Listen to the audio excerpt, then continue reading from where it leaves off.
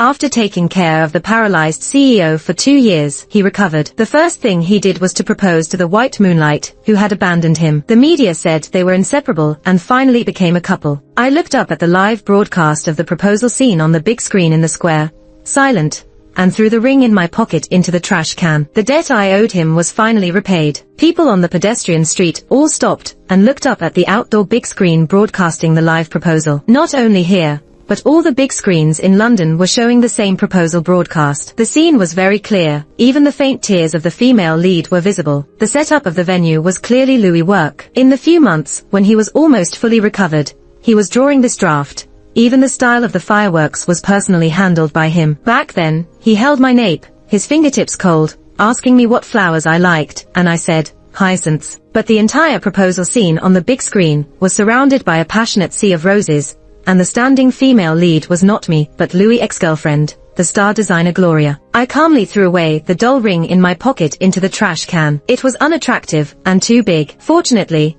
I didn't need to keep it anymore. I threw the ring into the trash can and felt the calmest I had ever been. Not a single tear fell. From then on, I had repaid all that I owed the Whites and Louis. I was kicked out by the Whites group. I used to have my own office, but now, forget about the office.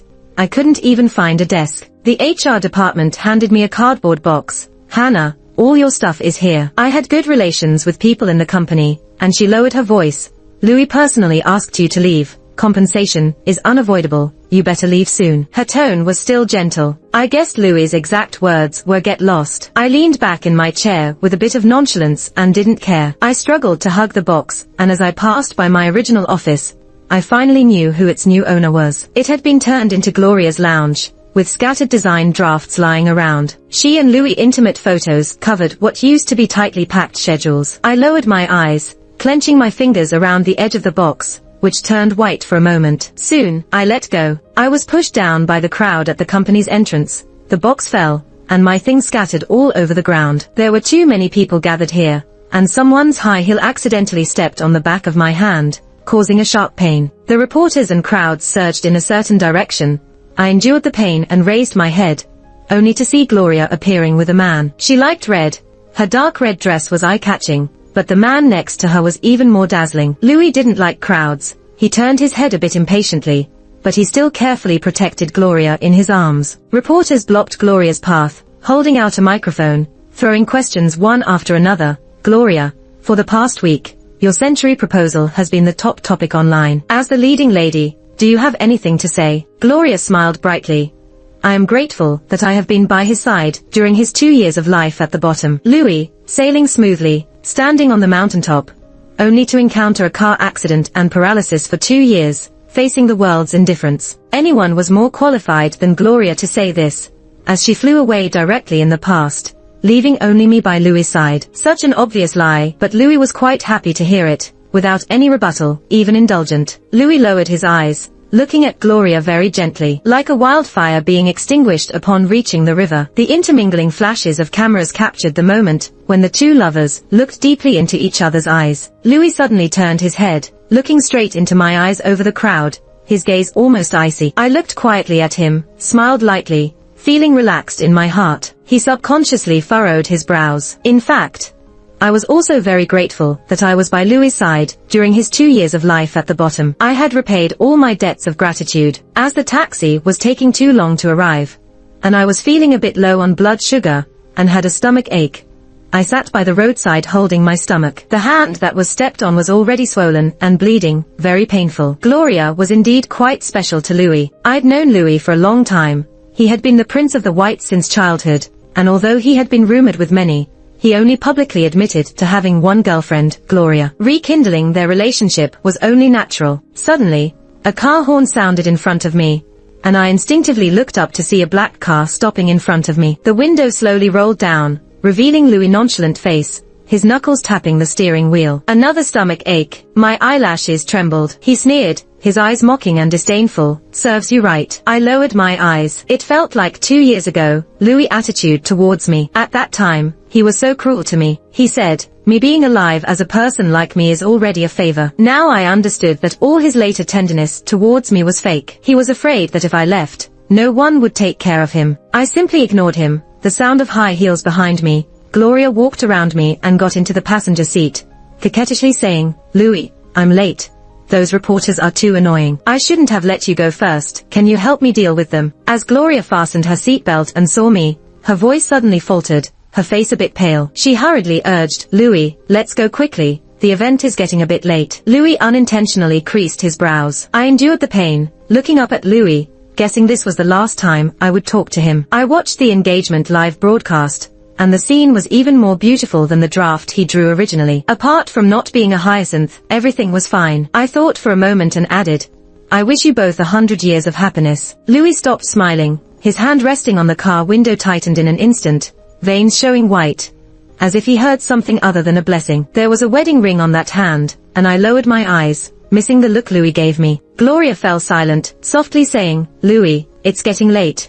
Don't waste time on irrelevant people." A very calm voice came from above my head. Louis said, "Hannah, don't regret it." He waited for a moment, but didn't hear a response. He sneered, started the engine again, and drove off with a press of the accelerator. I raised my head blankly, only seeing the tail lights of the black car. He was driving away in a showy manner, just like how he used to race supercars. Even if it was a blessing, as long as it came from my mouth, Louis would inexplicably get angry. He was sick, but I wouldn't regret it. Having waited so long for a taxi, I had begun to resign myself to my fate, when suddenly my phone vibrated. A message popped up, simple and to the point, "Where are you?" I hesitated for a moment, then sent my location. Half an hour later, I was sitting in a business car, stiffly extending my hand, while the young man in front of me was treating my wounds. William raised his eyes. "Does it hurt?" I tensed my body fearing any movement, and shook my head. William glanced down, blew a cool breath on my hand, and my hand shrunk back. I opened my eyes wide and repeated,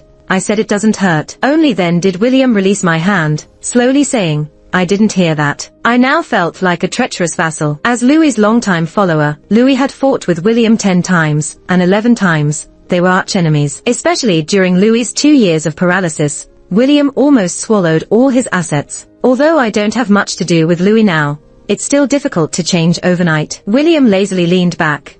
"There is a banquet tonight, and I need a female companion." I looked down. My wound had been treated. "Will Louis be there too?" William nodded. I didn't look at him, and after a long pause, I finally spoke.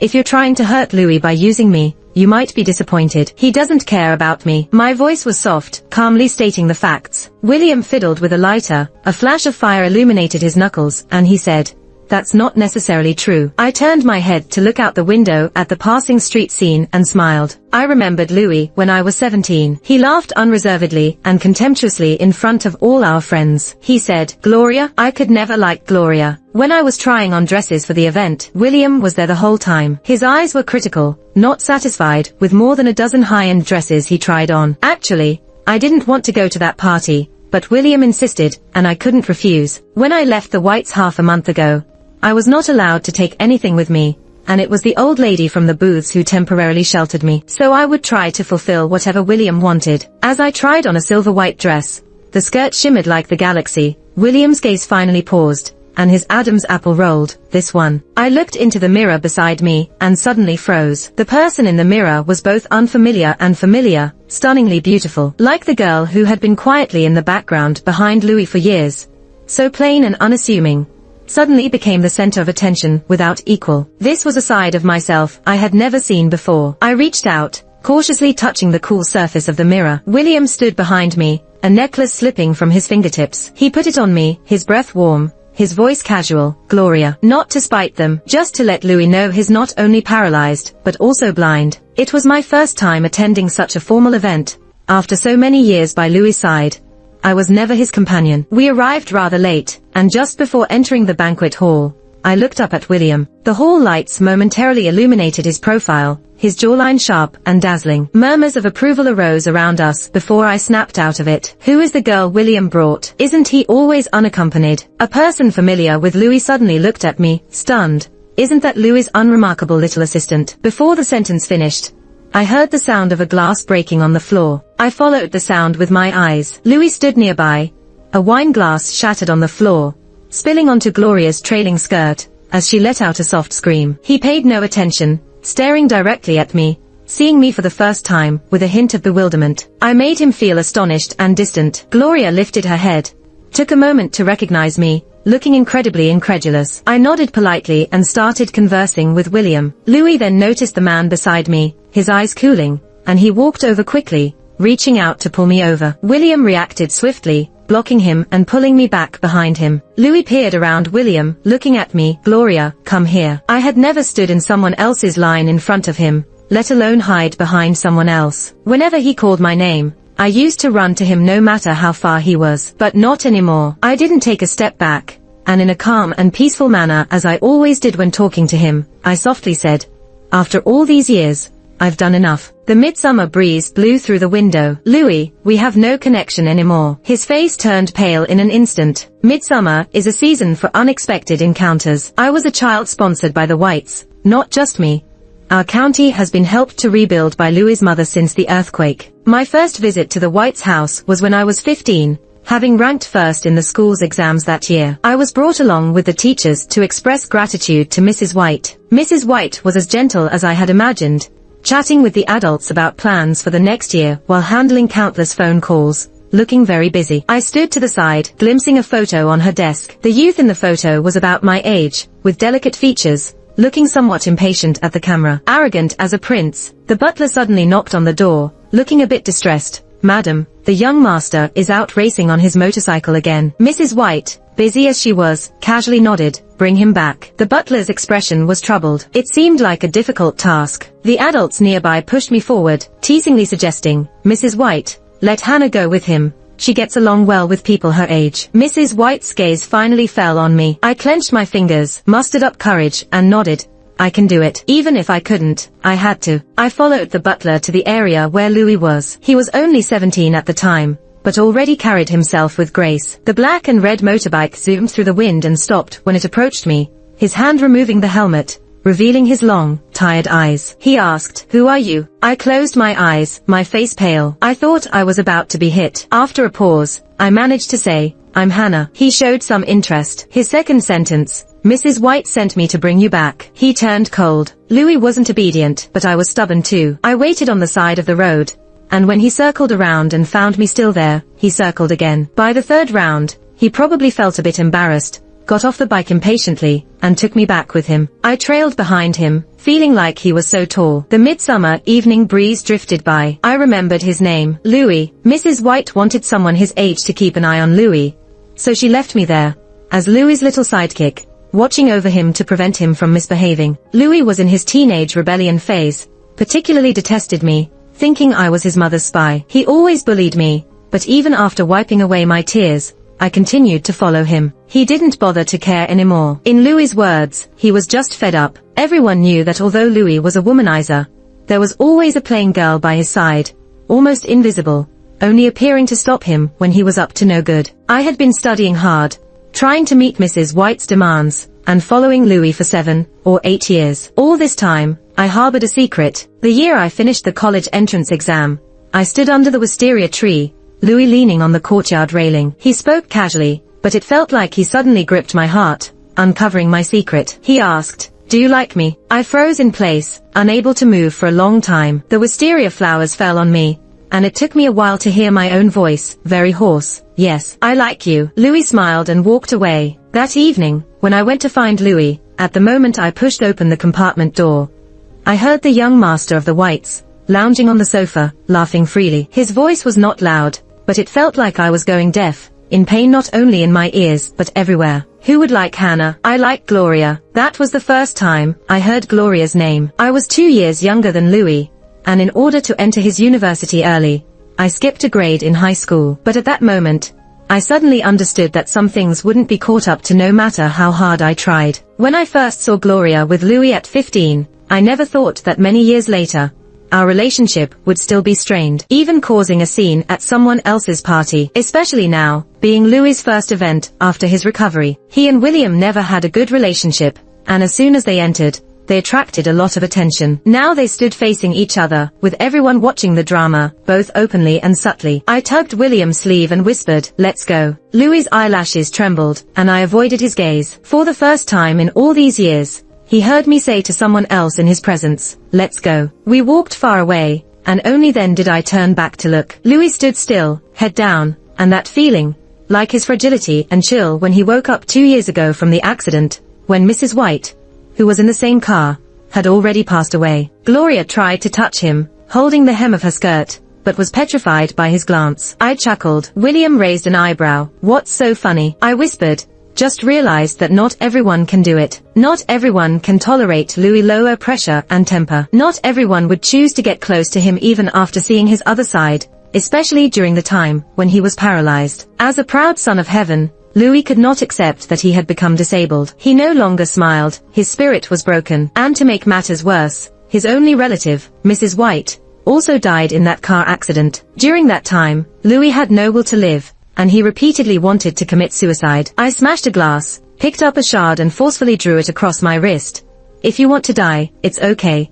I'll accompany you." Louis had never seen me so ruthless with my emotions. His dark eyes stared at me for a long time, almost grinding his teeth, and promised, "Hannah, I will get better." From then on, he actively cooperated with medical treatment. Finally, after 2 years, he stood up, and then, he threw away his wheelchair. After the dinner party, I returned to the booths with William. Thanks to William's grandmother for taking me in during this time, I was actively preparing my resume, and planning to move out once I found a job. Actually, William and I weren't really familiar with each other. Every encounter we had was when Louis and he finished a fight, and I had to apologize to his family on his behalf. His grandmother always welcomed me warmly, waving a fan and saying, "Oh, it's okay. Young people fight sometimes. Come and sit for a while." I would sit there for the entire afternoon, awkwardly watching as William's grandmother applied ointment on his wounds, with the afternoon sunlight streaming in. I felt even more guilty. I never expected that when I was in trouble, it was the booths who reached out to help me. William and I were not talkative people, so the car ride was unusually quiet. I was a bit reserved, sitting upright like a primary school student, not daring to look around, just staring straight ahead. But when I happened to glance through the rearview mirror and saw William, he must have been a bit tired, with his narrow eyes closed and lengthy eyelashes. The neon lights momentarily illuminated his face. William opened his eyes, sensing me looking at him through the mirror. It was a bit awkward, but not too much. I quietly averted my gaze. Suddenly, William chuckled and said, "Hannah, do you know what I thought the first time I saw you?" How could I forget? He had actually said it out loud in front of Louis at that time. I nodded and said, "You asked me how blind I was. Why else would I be following Louis around?" Louis was so angry, he got into a fight with him again. William shook his head and closed his eyes. Outside, the bustling traffic flowed endlessly. The silence inside the car had lingered for too long that I thought he had fallen asleep, until I heard William softly say, "I thought, how well behaved she was." It had been a long time since I visited Mrs. White. I took a bunch of white flowers to her grave. Louis had just taken over the company not long ago, when a truck out of control crashed into the White's car, resulting in the death and injury of the mother and son. She was a kind woman. If it weren't for her, I wouldn't even know where I would be today. I cleared the weeds around her grave a little, and chatted with her slowly. "Mrs. White, the charitable endeavors you cared about are still running smoothly, and the foundation's thank you letters pile up year after year, filling up an entire room." I lowered my gaze, watching a drop of dew about to fall from the flower. Louis' paralysis had healed, and everything was back on track for White's group. He recently got engaged, and the media made a big fuss about it, describing the engagement ceremony as a once-in-a-lifetime event. "You know the leading lady too. It's Gloria, the girl Louis brought home. They have a great relationship, and everything is moving in a positive direction. Only me, all these years, still stuck in the same place, with no direction." The woman in the photo on the tombstone looked gentle, as if she had listened to all of this. I touched the photo. "I have resigned from the company. Would you blame me?" Of course, she wouldn't answer. The cemetery was silent. Death has no sound. I covered my face, tears seeping through my fingers. Except for the initial days, I hadn't been happy here. Sometimes I wonder, if I hadn't topped the exams that year, I wouldn't have ended up here. I cried quietly for some time, before packing up and preparing to leave. When I stood up, I noticed someone standing not far away. I didn't know how long they had been watching. I lowered my gaze. There was only one way out of the cemetery, towards Louis' direction. He probably came to visit Mrs. White, just at the wrong time. And that's how we bumped into each other. As I was passing by him, I heard Louis speak. "Crying at my mother's grave, you." Before he could utter more mocking words, I turned around, looked up at him, tears brimming in his eyes, but not falling. Louis swallowed the remaining words in his mouth. Actually, my relationship with Louis wasn't that bad. Such atrocious attitudes had only occurred twice, Once when I was tired of being Louis's assistant, secretly reapplying for jobs, which he found out, leading to outrage. And the recent incident where he received an email and then kicked me out of the Whites. Coincidentally, one incident before the accident, one after, 2 years apart, but I was no longer as devastated as I was back then. I just silently watched him, and asked the person I had been long ago, Louis, did you really think I wouldn't be upset, just because I never showed emotions in front of you? Did you really think that no matter how you acted up, I would always follow you like I was 15 years old, and always be there for you? Louis pursed his lips, his eyes dark, his hand hanging by his side curled a few times, then clenched tightly in an instant. Louis sneered and raised his lips, saying, Hannah, you'll never clear your debt. You killed my mother, what are you pretending for? By the time I got back, my mind was still foggy. Louis, looking down on me, threw one last sentence at me. That accident wasn't accidental at all. Guess who betrayed the Whites? I received an email in my inbox. Trembling hands clicked it open. It was filled with information collected by Louis people, various signs indicating that the car accident years ago was actually a premeditated act. At that time, Mrs. White and Louis were on their way to sign a big contract. Their whereabouts those days were kept top secret, except to me. Only I knew. I was Louis' assistant, and had grown up with the Whites. They had always trusted me. There was a photo in the email, showing me negotiating with people from a rival group. A shot taken very close to the time of the accident, but the photo was doctored, and I didn't recognize the person in it at all. In Louis' eyes, I was the only loose end. Even without directly questioning me, he had already judged me. I wryly smiled, my whole body curled up in the seat. No wonder the day before he had the proposal venue set up. The next day he told me to leave. No wonder he preferred to pursue Gloria, rather than have any association with me again. I closed the email without even trying to defend myself, because I knew Louis wouldn't listen. If only Louis had gone a step further and investigated a bit more, he would have known that the people who knew his whereabouts weren't just me, but also Gloria. I hadn't slept this long in ages. Before Louis's accident, I had still been applying to new jobs behind his back. Gloria had been too aggressive, and I was genuinely tired of her. She was the only legitimate girlfriend Louis had in so many years, and she was so spoiled by him that she behaved recklessly. I had been in trouble with his previous female friends before, but nothing as intense as this. Can you imagine a young woman in her 20s being publicly humiliated as a harlot in front of the whole company? Gloria had done just that. During those few days when Louis was negotiating the contract, their whereabouts were kept secret, even from Gloria. She couldn't reach Louis, but I knew where he was. She asked me. I didn't tell her, and even blocked her from entering the CEO's office. The whole company knew she was Louis' favorite, but I fearlessly stood in her way. Gloria called the company's people to watch, and slapped me across the face in front of everyone. She said something like this, Hannah, even if you stripped naked in front of Louis, he wouldn't spare you a glance. Get lost. Do you think clinging to the Whites will help you elevate yourself from your impoverished background? Following Louis around day in day out, sickening, no different from a mistress. Even though I haven't done anything wrong, in full view of everyone, I felt as if I had been stripped naked and shamed. She burst into the office, checked Louis' schedule, and then the next day the accident happened. I had never thought ill of Gloria, because Louis and Mrs. White had treated her so well. Now I understand, it's only those who are unloved that carefully document the kindness of others, desperately trying to figure out how to reciprocate that kindness. And that's who I am. I woke up to a different world. The hottest topic on Facebook was about the London Whites car accident conspiracy. Everyone loves a scandal involving the wealthy, especially after Louis' extravagant proposal had dominated the internet for so long. An insider revealed that Louis' car accident was not an accident at all, but a premeditated incident orchestrated by a rival group, with the help of an insider who leaked Louis' whereabouts, his former assistant, who had been sponsored by the Whites for years. An attached photo showed me negotiating with the rival group, the same one I had received in my inbox. The revelations were shocking and felt as real as witnessing something firsthand. Gloria also responded, appearing more subdued than before as she softly stated on camera, Hannah, I never liked her, but she was always following Louis. We even had a falling out because of her. I never expected her to do such a thing. The interview was filled with accusations and insinuations, painting me as a villain straight out of a wealthy family drama, being portrayed as a ruthless opportunist seeking revenge. Louis stood nearby, looking detached and indifferent. I had read the online comments. Despite having employed this assistant for so long, she turned out to be a wolf in sheep's clothing,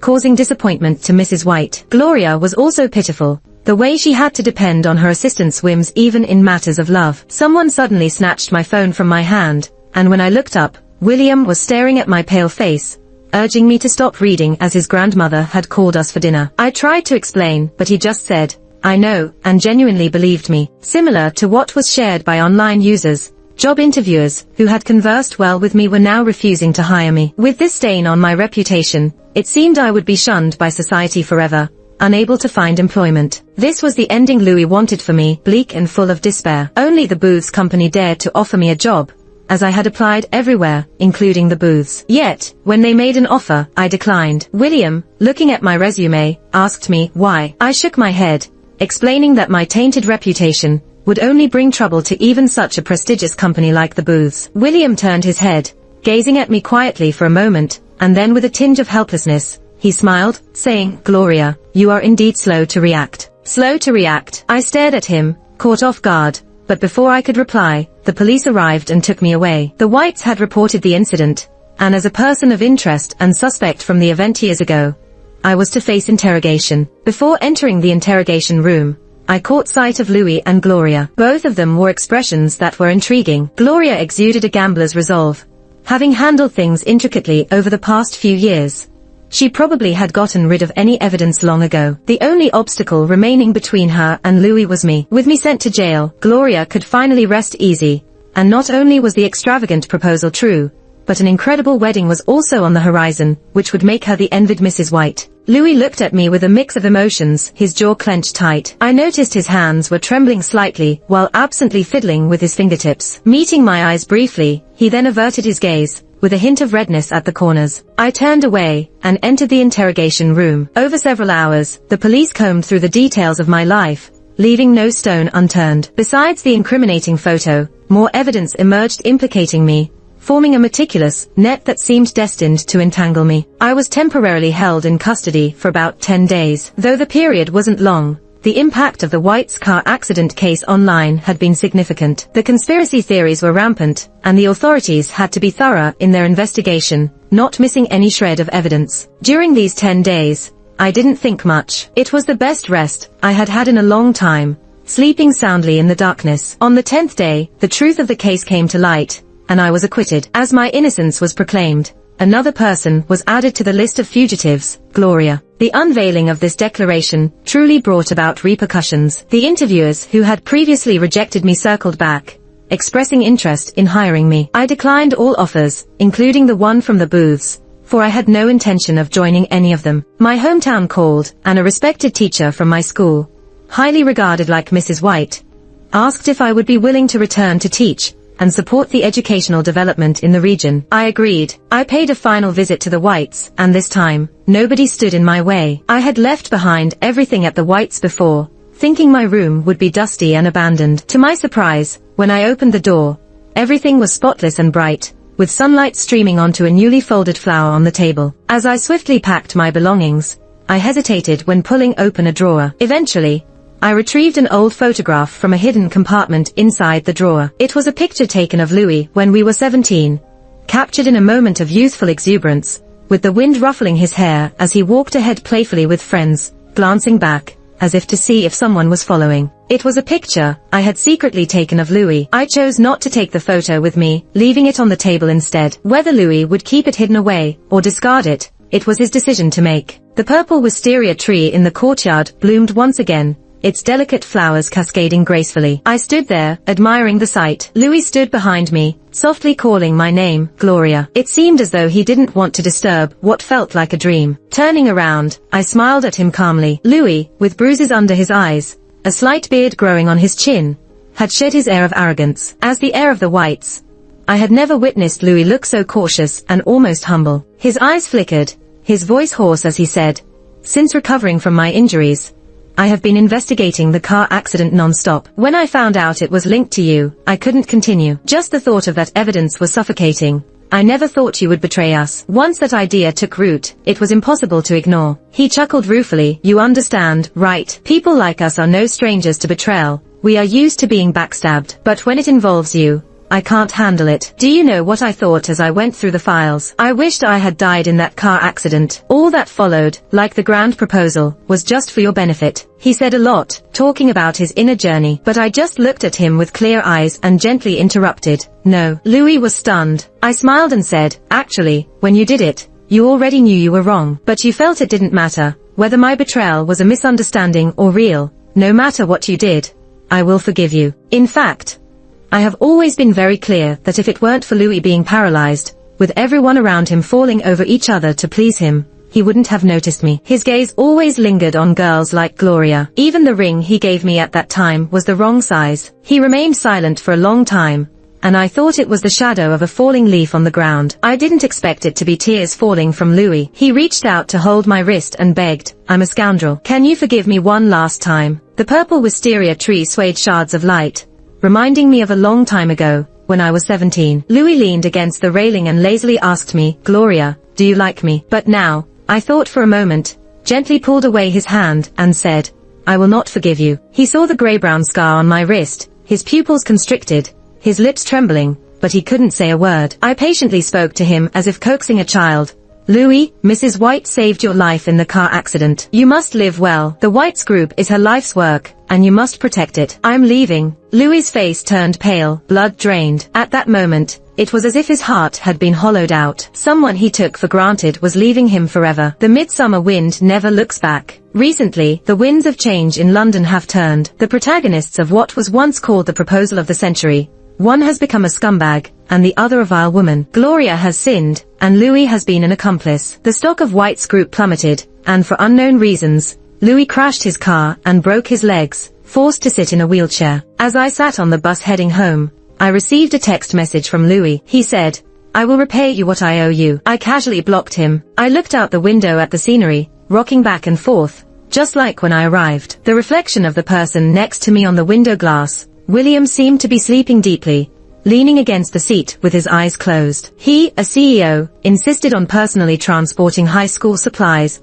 and insisted on coming along. I couldn't stop him, so I let him follow me. The bus swayed, William's head resting on my shoulder, still asleep. I smiled and pursed my lips. I looked ahead, the scenery changing along the way, but I was certain that I was about to embrace my countless midsummers.